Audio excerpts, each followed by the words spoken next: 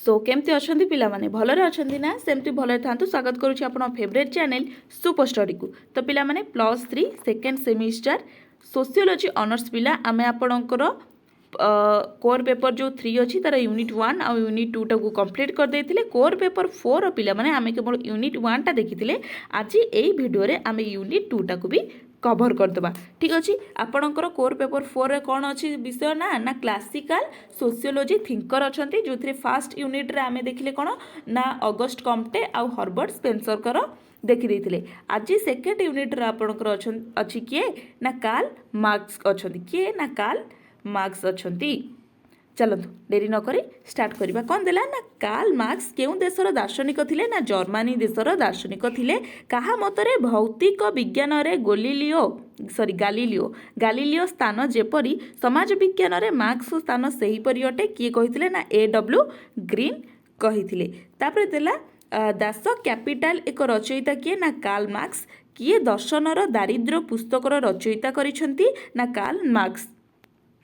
तापर देले किए विद्वान पद्धतिर द्वंद्वात्मक दर्शनवादी अटंती ना हिगेल। केउं विद्वान आदर्श द्वंद्वात्मक वस्तुवाद अटंती ना कार्ल मार्क्स। मार्क्स को मतरे समाज केतोटी विरोधी श्रेणीर विभक्त होइछि केतोटी ना 2टी। तापर देला कार्ल मार्क्स केउं देशर इटा मे बी हाँ इटा टिके मे बी डबल हो जाइछि टिके मैं देखि दोछि। हाँ इटा टिके डबल हो जाइछि राइट 2टी। हाँ ये देखा किए देला कि किए आह्वान देइथिले पृथ्वीर समस्त सर्वहरा श्रेणी एक हुओ किए को देइथिले ना मार्क्स। एटा गोटे स्लोगान पृथ्वीर समस्त सर्वहरा श्रेणी एक हुओ किए स्लोगान देइथिले ना कार्ल मार्क्स। निम्नोक्त मध्य पुंजीवादर गुण केउंटी ना घरोई संपत्ति पुंजीवादर गुण। तापर देला मार्क्स तांको कृति केउं इस्ताहार दर्शाइछंती जे ए पर्यंत धाराबक्षरे दृष्टि रहितिबा समाजर इतिहास हेउची श्रेणी संग्रामर इतिहास केउथि ना कम्युनिस्ट इस्ताहार रे। तापर देला साम्यवादर जनक काहाकू कुआजे ना कार्ल मार्क्स को साम्यवादर जनक कुआजे।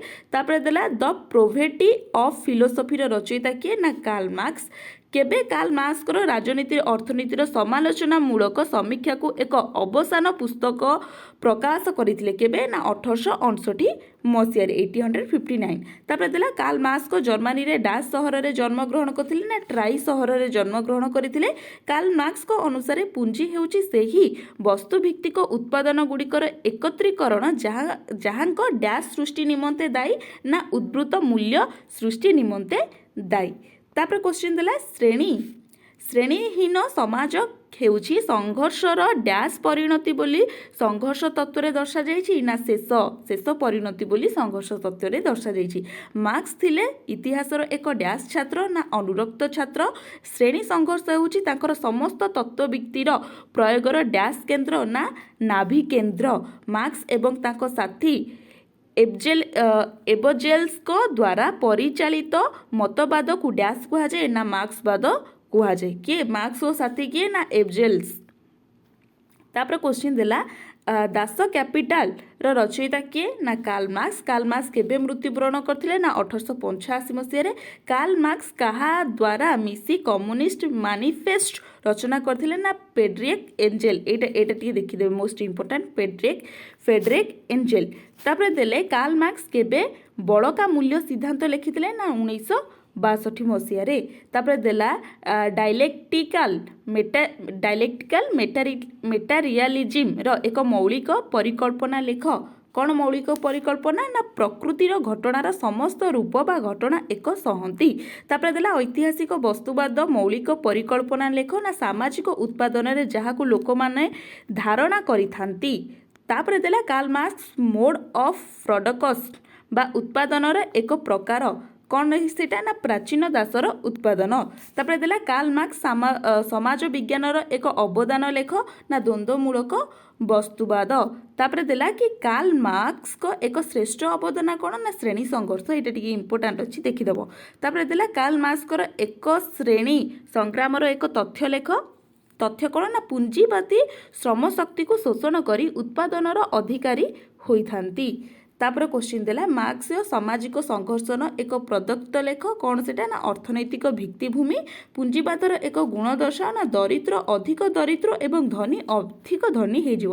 ଏଇଟା ବି ଟିକେ ଦେଖିଦେବ, ଏଇଟା ଉପରଟା ବି ଟିକେ ଦେଖିଦେବ। ତାପରେ 2 ମାର୍କିଆ କ୍ୱେଶ୍ଚିନ୍ ଆପଣଙ୍କୁ ଦେଲା ଦ୍ୱନ୍ଦ୍ୱମୂଳକ ବସ୍ତୁବାଦର ସମାଲୋଚନା ଦର୍ଶାଅ। ତାପରେ କ୍ୱେଶ୍ଚିନ୍ ବିଚ୍ଛିନ୍ନତା କହିଲେ ତମେ କ'ଣ ବୁଝ? ଯେଉଁ ବିଚ୍ଛିନ୍ନତା ରହିଲା ସେ ବିଚ୍ଛିନ୍ନତା କହିଲେ ତମେ କ'ଣ ବୁଝୁଛ? ତାପରେ ଥିଲା କାର୍ଲ ମାର୍କ୍ସଙ୍କ ଜୀବନର ଉଲ୍ଲେଖ କର। କାର୍ଲ ମାର୍କ୍ସଙ୍କ ଜୀବନୀ, ସେ କେଉଁଠି କ'ଣ ଜନ୍ମଗ୍ରହଣ କରିଥିଲେ, କ'ଣ ସବୁ ପୁସ୍ତକ ଲେଖିଛନ୍ତି, ମୃତ୍ୟୁବରଣ କେବେ ଥିଲେ, ତାଙ୍କ ଗୁରୁ କିଏ ଥିଲେ, ତାଙ୍କ ସହଯୋଗୀ କିଏ ଥିଲେ, ତାକୁ ଟିକେ ଲେଖିଦେବ। ତାପରେ ଦେବ ମାର୍କ୍ସଙ୍କ ଦ୍ୱନ୍ଦ୍ୱମୂଳକ ବସ୍ତୁବାଦ କ'ଣ। ତାପରେ ଆସିଲା କ'ଣ ନା ଶ୍ରେଣୀ ସଂଘର୍ଷ କ'ଣ। ତମେ ଶ୍ରେଣୀ ସଂଘର୍ଷ କହିଲେ କ'ଣ ବୁଝୁଛ?